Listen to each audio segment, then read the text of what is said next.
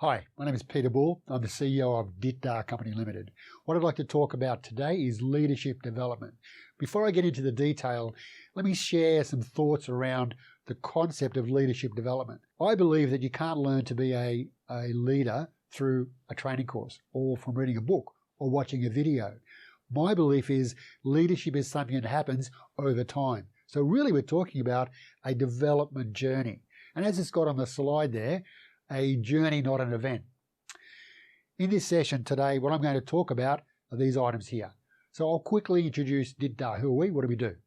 I'll talk about our approach to development, which I think you'll find quite interesting. We're going to then get into the leadership program, what we measure, and I'll share some ideas around when you're selecting your leadership program at any level, the sort of KPIs you should have in place. So you can see that we're very much Asia Pacific, but in actual fact, our real focus is Southeast Asia.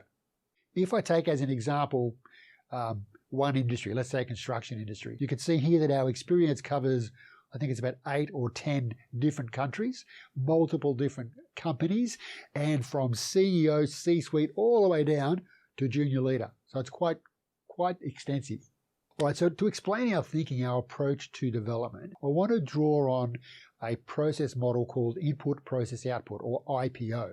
Now, the input in a training development situation is the analysis before you decide what to do. It's a selection of vendor, venue, design of material, design of assessment instruments. The process is the training activity. Now, this might be online, offline, or a mix, doesn't matter. The output or the impact is what happens as a result of the training. Where the industry globally gets it wrong is it focuses on the process. And the problem there is that what we're focusing on is how clever was the trainer? Was he or she fun? Did you like the training material? Did you like the coffee, etc.? What we're saying is that's not enough. So what we do is we build some assessment methodologies in here by a guy called Kirkpatrick. Now, Kirkpatrick is I think probably one of, if not the father of assessment with relation to development. Sadly, he's gone now, but a really, really clever individual. So he designed 4 levels of assessment. Level 1 is reaction. Most of you have done this, and most of you will have experienced it. It's the smiley sheet you get at the end of the workshop. Did you like the trainer? Was the coffee hot? Did you like the breakout rooms? Etc., etc. That's important. But if that's all you do, that's not enough. We also do a level 2 assessment. Now, level 2 assessment is assessing has learning taken place. Now, this could be a theory and or practical test. This is really important because if learning didn't take place, we're not going to get behavioral change. We're not going to get a return on investment, no impact. Then we go forward and we test application. So after the workshop, some weeks later, what has the person or the people done as a result of this learning experience?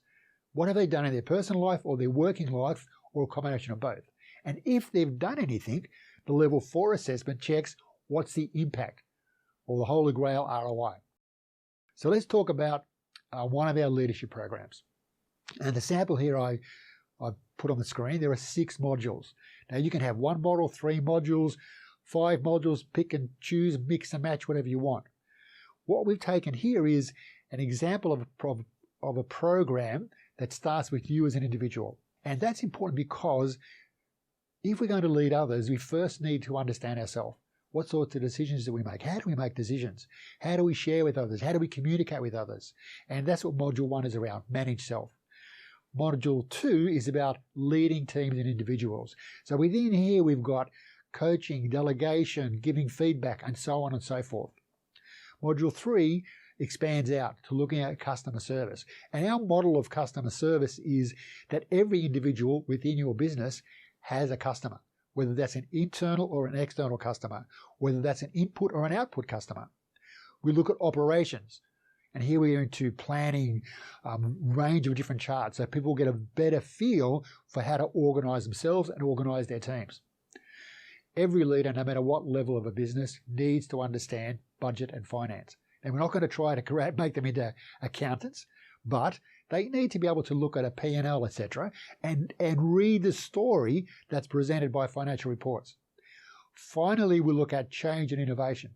Now, we do it a little bit differently because our belief is that every project involves change, and every change mostly is part of a project. So we merge the two together and we give them a structured approach to managing change. But then we also talk about the people aspects of managing a project. It goes very nicely together. As I mentioned, 6 modules, and each module is structured the same way.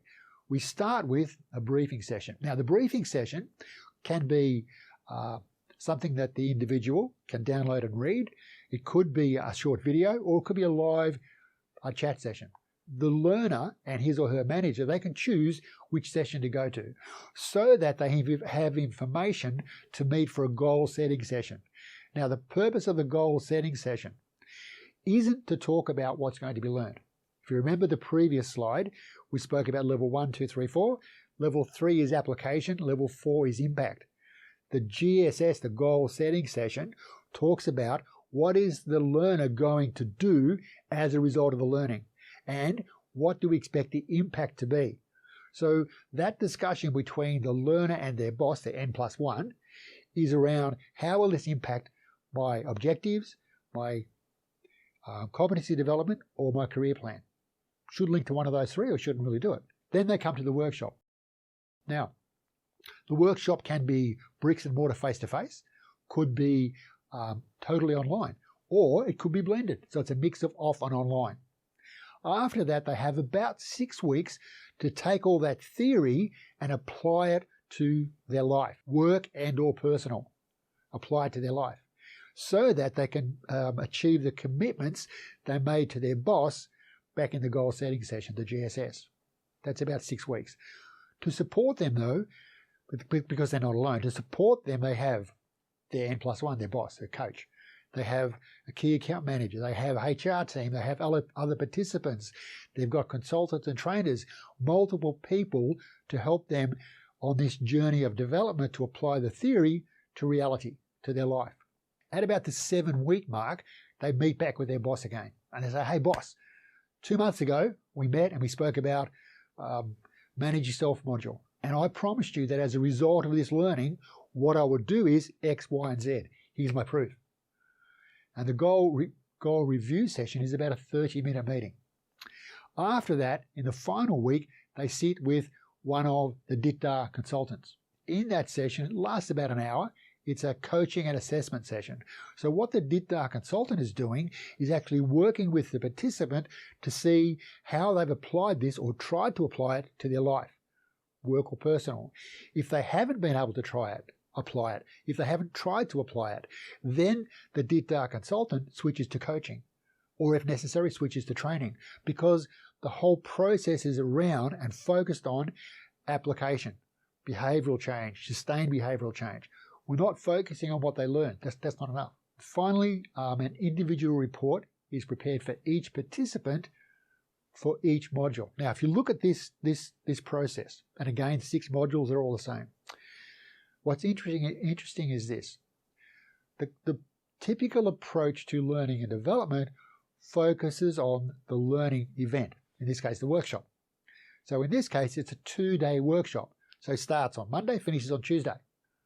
And typically everyone focuses on the workshop, focuses on how clever is the trainer, focuses on all of these different things. Our model is different. Our focus is different.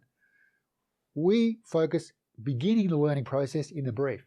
And that learning process, that absorption and sustained behavioral change travels through the briefing, the goal setting session, the workshop, the application, the goal review session, the coaching and assessment.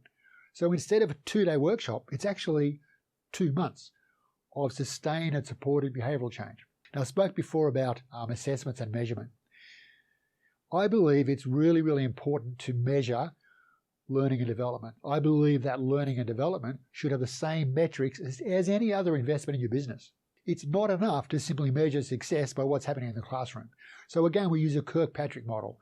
1 is a reaction. Did you enjoy the experience? 2 is, did you actually learn something? 3, did the learner do anything? And if they did, what was the impact? We have a fifth measurement, and we call it a cultural splash. So we designed the cultural splash because what we want to know is you send your participant to learn about leadership.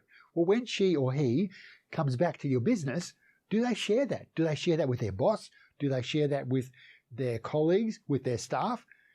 And we see that as a splash. The water, we drop a stone, it splashes out. So really what we want is, even if you send only one participant, we want her or him to go back and have a positive influence on their area of influence. Delivery options. You've got three options, really. We can do a traditional bricks and mortar at your place of work, in a hotel, etc., etc. Or we can do a blended solution. Now, a blended solution takes the face-to-face and marries that with app technology, which is really, really powerful. And finally, we can do a 100% online delivery. Before I finish up, I'd like to just share some KPIs, I guess, from selecting how to select a leadership program. First of all, when you're looking for the provider, looking for the program, focus on the outcomes you're after rather than what's going to be learned. What's going to be learned is the easy bit. I see a lot of organizations globally, they measure success based on smiley sheets. How many people attended the workshop? How many people put their bum in a seat? Instead of that, actually measure it on what the changes have been. And the changes take about 8 weeks to happen, 8 to 10 weeks. So talk to line managers. Look at these participants in meetings. Have they changed? Involve stakeholders in the journey. Don't just send the participant off by him or herself. Get stakeholders involved. If you're going to do a digital solution, pair an app, pair face-to-face with it. Don't have it only online. The research is suggesting that 100% online, the retention is not as good as blended or face-to-face. If you do a bricks and mortar, pair an app with it, app solution. The benefits are incredible. And finally, appoint a buddy or a mentor for each participant, just as you do in your, or should do, in your orientation onboarding process, so that the participant has the ability and the support to vent and through their journey. What we've covered. So we spoke about DitDah, we spoke about our approach to learning and development, and I tried to share with you some KPIs for when you select your leadership program. Okay, so to finish up, I'd like to say thank you to each of you for taking the time to watch this. If anything that I've said resonates with you, or you feel that you'd like to know more, please don't hesitate to contact us. We'd be really, really happy to talk to you. Thank you.